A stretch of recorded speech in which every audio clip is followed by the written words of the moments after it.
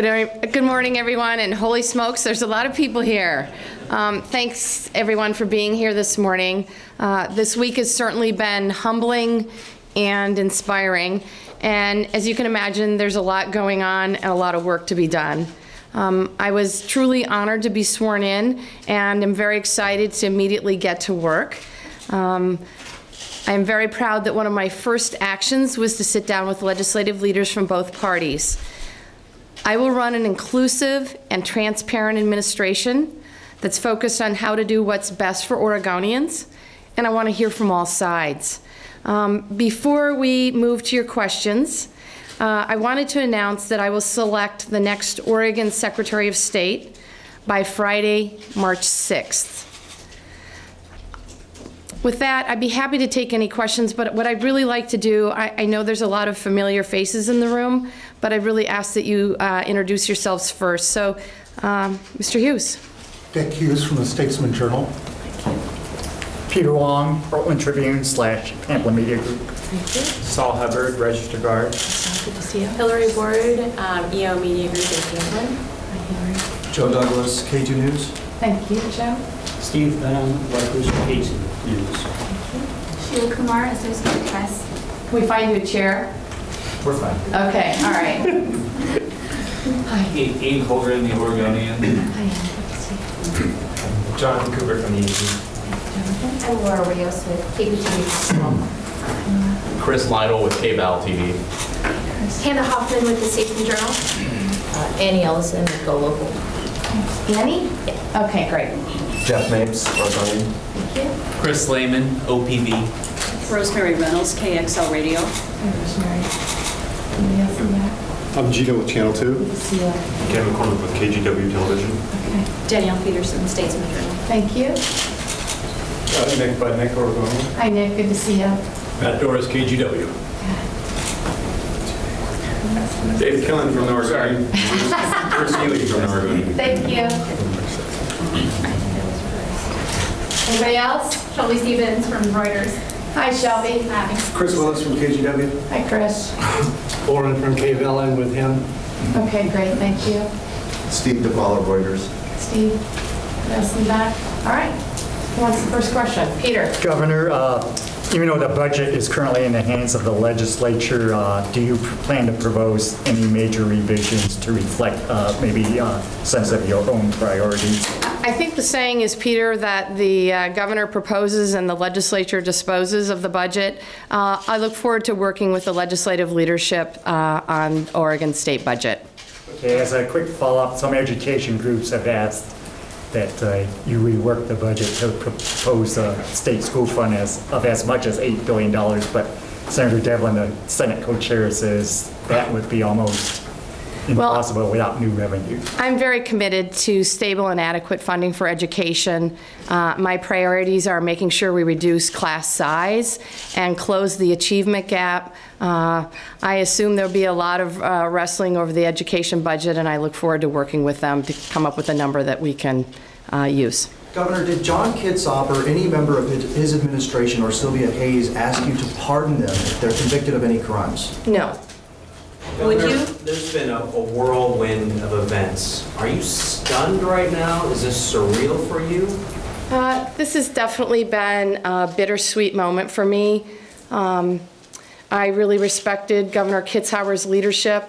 I'm also excited about having an opportunity to put my own imprint on Oregon, but definitely it's been a bittersweet moment. Will you renew the moratorium on the death penalty? Did you have a question already? You haven't had one yet. Okay. Have you had one yet? Yes. Okay, then I'm going to come back to you in a minute. Hannah. So you mentioned the achievement gap. Are you going to put forward any proposals to address that? Well, as you know, Hannah, that in my role as the Oregon Secretary of State, we did an audit on this particular issue. While I have nothing specific in mind, the audit made very clear recommendations about how middle schools can close the achievement gap between white students and students of color. Obviously, that is an issue that I will continue to work on. Yeah, what's your view on the death penalty, and are you going to continue the governor's stay?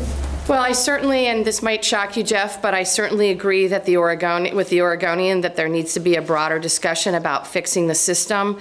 Until that discussion, I am upholding the moratorium, or I will be upholding the moratorium imposed by Governor Kitzhaber.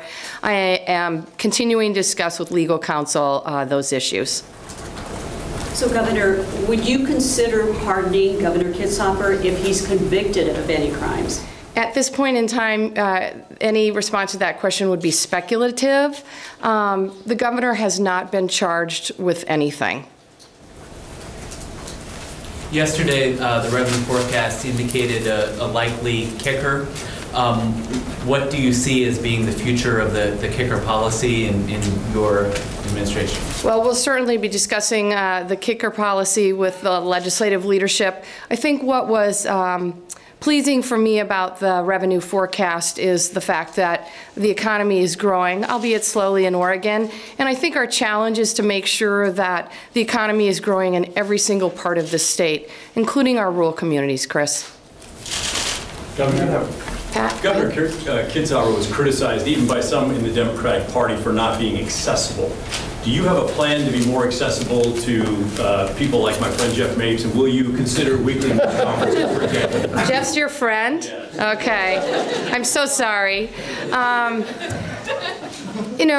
Governor Kitzhaber and I have very different personalities, so I think my own personality will shine through in its own way.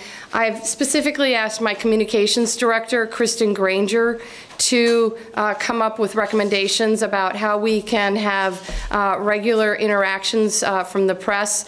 I would hope we avoid the late evening TV cameras as I'm walking into my house, but we are open to some suggestions. So if you have some great ideas, which I know you often do, Pat, I look forward to hearing them.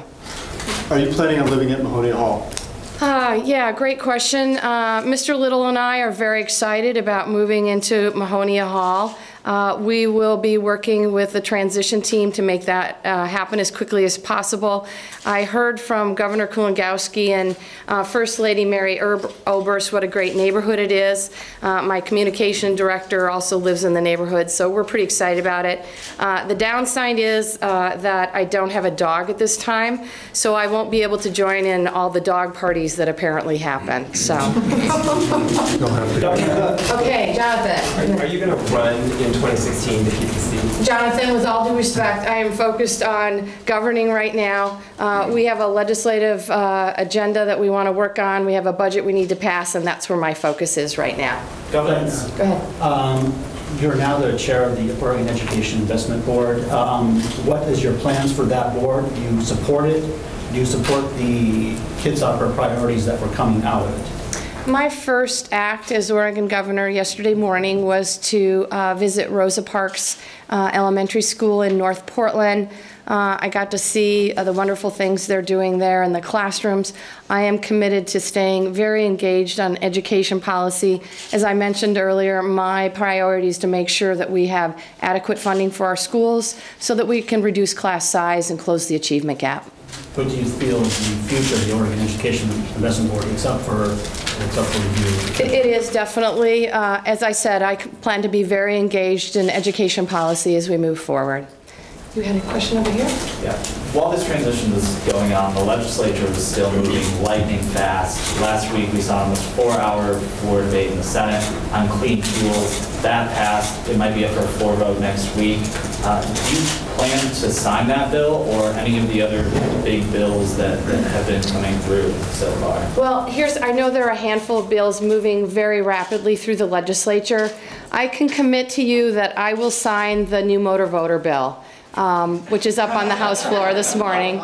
So I definitely will sign that bill. Everything else we'll be reviewing on a case-by-case basis. Well, what about on the clean fuels bill? Did you have one already? Well, I did, but I think everybody else did too. Hang on just a minute. I'll come back. Thank you, Governor. What's your stance on the vaccines bill, the one that removes personal exemptions? I think that's Senate Bill 342. 442. I am going to have to get up to speed on my numbers. I support having our children be vaccinated unless they have a medical reason not to. Are there any policies or bills that haven't got a lot of energy behind them that you think will now that this transition has happened? I think it's fair to say that the new motor voter bill has even more energy behind it now. Any others? Not off the top of my head.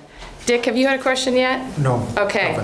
To step back, you started things rolling with a very unusual statement on a Thursday, I think it was, a week ago. Can you reflect on the effect of that statement and why you decided it was so important to do this? I mean, people have used unprecedented for that statement for everything that's happened. I appreciate that question, Dick. As you know, I was in Washington, D.C. A little over a week ago, serving as president of our National Association of Secretaries of State.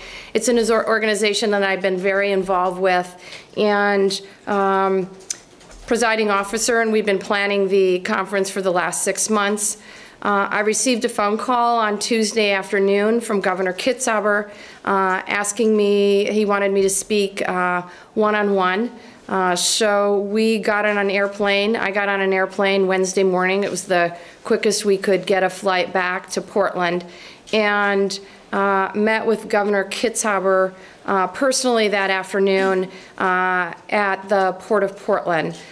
You know, as I mentioned in my statement, it was really important for me, for Oregonians to know that he did in fact call me, and I came home at his request. Did you intend with the statement to sort of convey, I mean, I think a lot of people read the statement and thought that you were suggesting that he might not be in a good mental state. Did you intend to convey that? Do you have any regrets that it may have conveyed that? My purpose in issuing the statement was so that Oregonians knew the truth about what had happened. Did he truly ask you what you were doing there? Like he couldn't figure out what you were doing there? My recollection is that was the first thing that he said to me, yes. Your so on Wednesday mentioned an expanded role of some sort for the Ethics Commission. Mm-hmm. What specifically do you have in mind? Well, I have brought on Gina Zedlick, and please don't ask me to spell her last name for you, as my senior policy advisor. She is going to be tackling the issues of both ethics reform and public records reform. As I mentioned in my remarks, there's a couple of key pieces that I feel are critically important. First of all, we need to have dedicated and more resources for the Government Ethics Commission. I think that's critically important. Secondly, the governor gets to essentially veto the caucus leaders' appointments to the Government Ethics Commission. I think that needs to change. And then lastly, we need to make sure that both in the governor's office and the governor's staff, that there's no outside compensation for state business. So we'll be working with staff on a number of those proposals. As you know, Representative Parrish has introduced a number of bills as well. I am optimistic that this can be a bipartisan effort. Governor, in turning over a new leaf and moving forward, why have you retained some of the governor's previous staff, particularly his communication staff? That's a great question. I will point out that Kristen Granger is our new director in communications. So the first priority for me, given where we are in the legislative session and given the fact that we were 2 or 3 weeks in process, is for me to have a smooth transition. I've certainly replaced some key positions, Brian Chipley, my chief of staff, Kristen Granger, and my legal counsel. But we're going to be evaluating other staff positions on a case-by-case basis. The bottom line, though, is that I expect all of my staff people and their behavior to align with my ethics requirements, my principles around ethics, and that means no outside compensation for state business. I have to say the other thing is that this has been an incredibly difficult transition for them, both personally and professionally, and I just want to say thank you to the current staff. They're extremely dedicated. This has been a difficult time, and I value their institutional knowledge greatly. If we can go, Okay, who hasn't had one yet? Can you describe your feelings on the floor when you were taking the oath of office? What's it feel like? It was very bittersweet. That's the best word that I can say. So, the back? I was just wondering if you have talked to Kit Sopper since you resigned. Has he said anything to you since you took office? Yes, I have. We had a meeting on Monday. It was actually very productive. We had a great conversation. He talked to me about his legislative priorities and his recommendations. I'm going to repeat Jeff's question on clean fuels. You've seen it, and you've probably seen that the Republicans are tying into Sylvia Hayes, pointing out that the subpoena asked for documents related to the clean fuels program. In terms of clean fuels, the legislature passed the original clean fuels bill in 2009. For me, clean fuels translates into cleaner air for Oregonians. I think that's a good thing. What's going to be done about the backlog at OHA for people waiting to get on OHP? And if Oracle cuts the software at the end of the month, what's the state going to do? I think we need to move quickly. I've already met with folks on health issues, and we're going to move quickly to make sure. One of my top priorities, and this has been a priority for me, frankly, since I came into the legislature back in 1991, is to make sure that all Oregonians have access to the health care that they need. Way in the back. The majority of your campaign support comes from the teachers union, and at the same time we have the worst graduation rates in the country. Can you use one to fix the other, and what is your immediate strategy laid out to reduce the graduate or reverse the graduation rate? Okay, I'll talk first about the campaign contributions, and as you know, I worked in the last decade to make sure that Oregon has a very transparent campaign finance reporting system, and I think that's a very good thing. In terms of the graduation rate in Oregon, as I mentioned, a couple key priorities, closing the achievement gap and reducing class size. The governor's policy, the former governor's policy on early education, he has a package around early education. I'm very committed to moving forward on that policy. I think that will help us with the graduation rate. So, thank you. What about in terms of if okay, wait a minute. Does everybody have their first question? Go ahead. Public trust has obviously been shattered. You talked about that during your swearing speech. What's your plan to make Oregon government more transparent? Well, we will, of course, be releasing public records, as many public records as we can, as quickly as possible.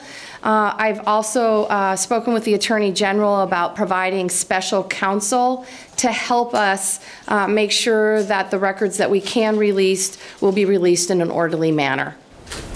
As I mentioned, we will be looking at the public records legislation. I know that the Attorney General is also working on that issue as well. So, Governor, you're in this unique situation where you're having to hit the ground running because the session's in progress. How are you addressing that unique challenge? It is a bit like drinking out of a fire hose, and I'm working as hard as I can, making sure I get up to speed as many issues as possible. The bottom line is I have been in this building since I was 31 years old. I know the players well. I love working the legislative process. I know I can work closely with both Democrats and Republicans. I'm confident that we will be able to move Oregon forward together. Governor, can you talk about the Longshore situation a little bit? Sure. Where are you on that? And it looks like the union wants to have the capability of firing the arbitrator if that arbitrator doesn't agree with them. The port situation is a top priority for me. I have no intention of losing the 900 jobs that it would entail for both urban and rural Oregon. I've asked to meet with the authorities at the port and the union to discuss options.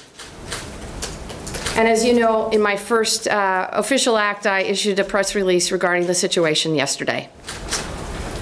Okay, who hasn't had a question yet?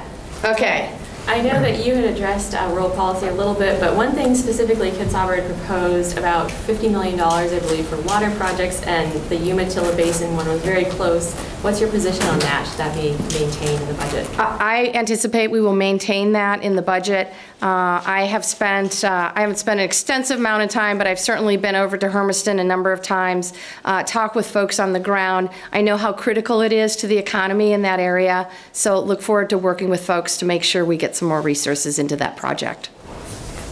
Okay. Governor, as far as the pending records requests, the law gives you a number of exemptions that you can use to either withhold records or that allow you to release them. What will be your default setting? Will you be using those exemptions to withhold records, or will you be using your discretion to release them? Nick, as I mentioned earlier, my goal is to get the records released as quickly as possible, as many records as that we are able to release. We're going to bring on assistance from the Attorney General's office, special legal counsel to help us in doing that, so we can get the information to you. As you might imagine, there's a huge backlog. Last question. Transportation policy. I apologize, but groups are already negotiating a financing package, and I wonder if you have yet decided what your role in that might be. Suffice to say, I think it's really important for our economy that we have a good transportation infrastructure. I look forward to working with folks to make that happen. Are you concerned on the clean fuels policy that what do you think of the Republican statements that they won't support the transportation package if that bill gets signed into law? Thanks, Jeff. As I mentioned, we'll be taking these bills on a case-by-case basis. In terms of clean fuels, I support making sure that Oregonians have clean air to breathe. The reality is that the legislature passed that legislation in 2009 for the first time, so the legislature is very committed to passing it. Do you have a feeling about $15 minimum wage and mandatory sick time? I think we're going to let you off the hook and have you take the last question, get the last question. But yes, I certainly support increasing the minimum wage. I look forward to talking with economists in terms of making sure we do that in a way that's careful and thoughtful. But I really think the ball is in the legislative court at this point in time, and I look forward to working with the legislative leadership to tackle that issue. So, thank you, Governor. Thank you all very much. Go sit down.